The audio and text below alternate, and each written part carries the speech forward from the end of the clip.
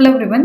In this video, we are going to focus on the mission named Mission Parivar Vikas. Right? It is under the Ministry of Health and Family Welfare. So, Mission Parivar Vikas it is launched in the year of 2017. Right?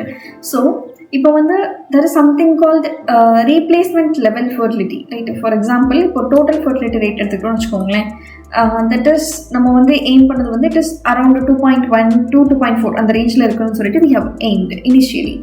But in the Mission Parivar Vikas scheme, there is something called a replacement level. Right? For example, there are two individuals.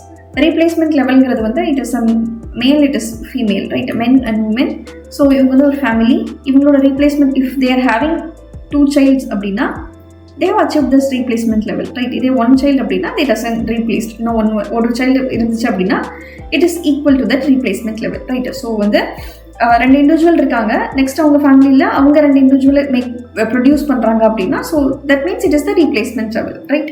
So 2025 இந்த replacement level fertility 2.1 achieve பண்ணுறது தான் mission Parivar Vikas, right?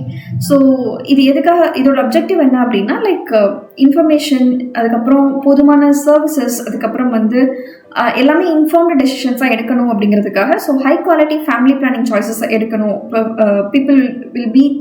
People should take the decisions informed அப்படிங்கிறதுக்காக கொண்டு வரப்பட்டது தான் mission Parivar Vikas, right?